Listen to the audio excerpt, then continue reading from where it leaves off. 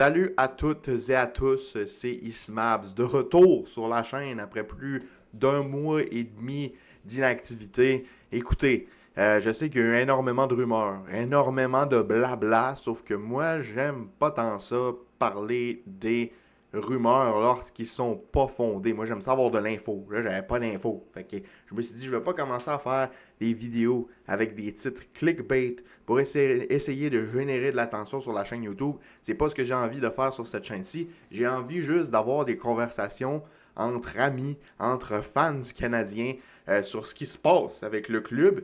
Puis j'avais pas d'idée de quoi faire comme vidéo. Fait que je me suis dit, je vais juste attendre. Je vais juste attendre que la saison approche. Je vais attendre que la saison approche. Puis une fois qu'on va être lancé puis que je vais avoir des idées, ben j'aurai juste à faire des vidéos. Fait qu'on est de retour aujourd'hui. D'ailleurs, je t'invite à t'abonner et à activer la cloche des notifications parce qu'avec la saison qui approche, le camp des recrues qui arrive, le camp d'entraînement, les matchs de pré-saison et le début de la saison, qui risque d'être une saison assez excitante, ben, tu vas vouloir être abonné à la chaîne parce qu'on va couvrir toute l'activité des Canadiens.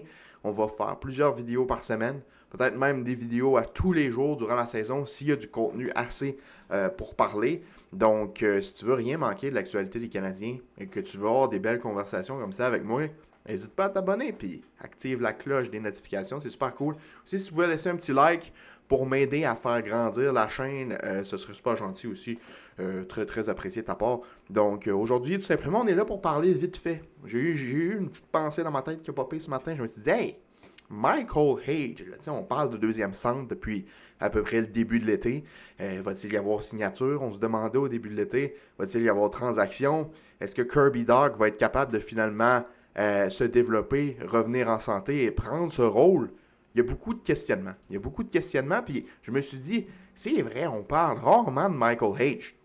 Michael Hage pourrait devenir ce deuxième centre éventuellement dans le futur. Je veux dire, Michael Hage, son nom est revenu souvent cet été dans les rumeurs de transactions. Quand il y a eu les rumeurs impliquant Jordan Kyrou, le nom de Michael Hage ressortait énormément. Même chose par rapport à Mason McTavish. Je veux dire, pour acquérir des joueurs de leur trempe, c'est évident qu'il faut que tu donnes un de tes top espoirs. Et Michael Hage est un top espoir dans la banque du Canadien. Donc, évidemment, s'il y a une transaction, il va falloir que le Canadien regarde vers Michael Hage parce que tu ne peux pas acquérir un joueur en ne donnant rien. Moi, personnellement, Michael Hage, quand ils l'ont repêché au 21e rang de la première ronde au repêchage de 2024, on avait eu Ivan Demidov, 5e au total. Et puis, plus loin dans le draft, on a eu Michael Hage. J'étais content parce que Michael Hage, c'est un excellent joueur de hockey. Michael Hage, il a du swagger. Tu regardes Michael Hage patiner, il est fluide, il a des skills, il est bon avec la patinoire, il est beau à regarder jouer. C'est un joueur de hockey qui est beau à regarder. Sa manière de jouer, de la façon qu'il patine, la façon qu'il bouge la rondelle, il me fait beaucoup penser à Jack Eichel. Jack Eichel. J'ai vu la comparaison aussi revenir souvent, ce qui est tout à fait normal, parce que comment il bouge la rondelle, comment il patine, et juste son swagger, son style, son aura, ça ressemble à Jack Eichel. Sauf que, nuance, on est énormément loin d'un Jack Eichel. Je veux dire, Michael Hage a un potentiel. Michael Hage a ce qu'il faut pour jouer dans la Ligue nationale. Mais est-ce qu'il a ce qu'il faut pour devenir un centre top 6? Là, moi, j'en suis pas certain. Comme je l'ai dit, c'est un joueur offensif. Il est bon. Il est capable aussi d'être correct dans les deux sens de la patinoire défensivement. Mais il y a un problème avec Michael Hage. Il y a un truc qui m'agace, c'est sa constance sur la patinoire. Je veux dire, la saison dernière, dans le Big Ten de la NCAA avec l'Université du Michigan, il avait commencé la saison totalement en feu. Très, très fort. Très, très fort. On regardait, on était comme, wow, ok, ce gars-là est legit. Je dis pas qu'il est plus legit. Là. Il est encore là.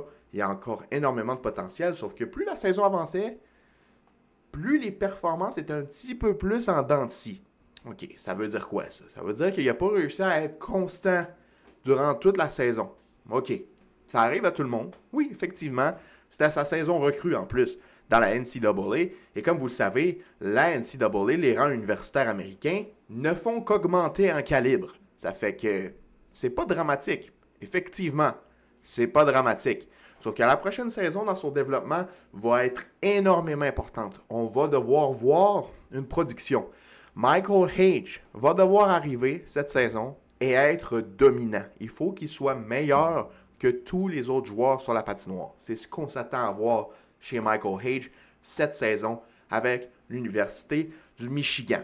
Après ça, on va pouvoir voir s'il va s'en venir, mettons, à la fin de la saison en mars avec le Canadien et peut-être jouer à Laval et peut-être même faire le saut, avec le Canadien de Montréal pour terminer la saison.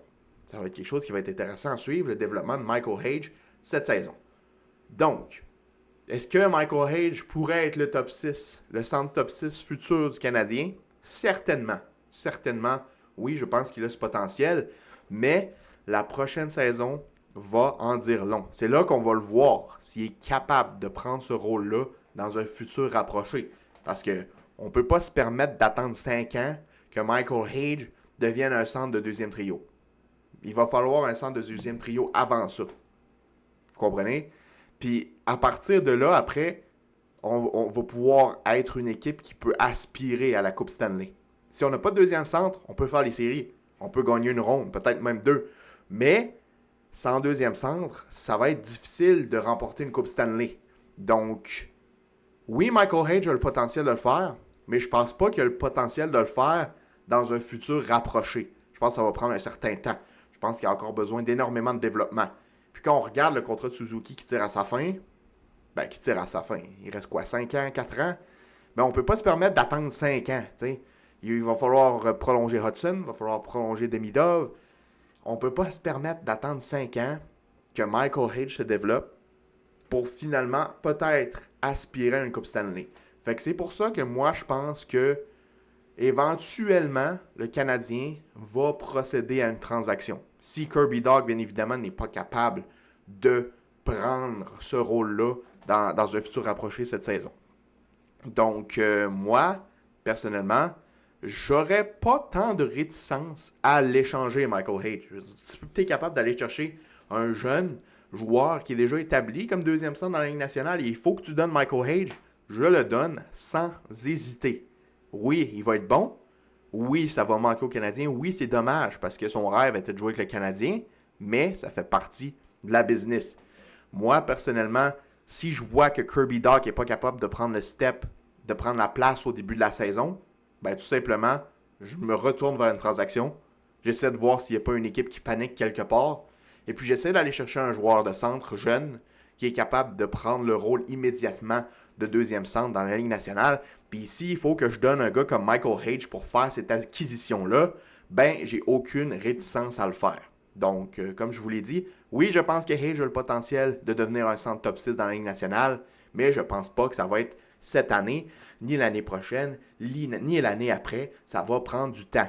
Et est-ce que le Canadien est capable et peut se permettre de prendre ce temps-là pour attendre et ne pas être capable d'être contender, ne pas être capable de tout simplement aspirer à une Coupe Stanley à cause de ce manque sur le deuxième trio à la position de centre? Ben, je ne pense pas que le Canadien peut se le permettre. Donc, si Kirby Dach n'est pas capable de prendre le poste, je pense qu'éventuellement, on va avoir une transaction qui pourrait peut-être impliquer Michael Hage. Si le Canadien sont capables de le faire sans, on le garde, on attend qu'il se développe, ça va juste être un joueur de plus dans l'organisation dans le futur. Mais s'il faut absolument le donner pour être capable d'avoir notre deuxième centre, moi, je suis prêt à le faire. Donc, c'est ça, c'est mon opinion personnelle sur Michael Hage et son avenir avec le Canadien. Il y a beaucoup de possibilités. Peut-être qu'il va nous surprendre et se développer comme un fou cette année. Mais une chose est sûre, la prochaine saison est énormément importante pour son développement. Donc, laissez-moi savoir ce que vous avez pensé de mon opinion. Dites-moi ce que vous pensez de Michael Hage aussi dans les commentaires. Laissez un petit like, ça l'aide pour le référencement. Abonnez-vous. Activez la cloche. Faites ce que vous voulez. C'était votre ami Ismabs. Et je vous dis à la prochaine pour une autre conversation sur le Canadien de Montréal. Passez une bonne fin de journée. Et bye bye.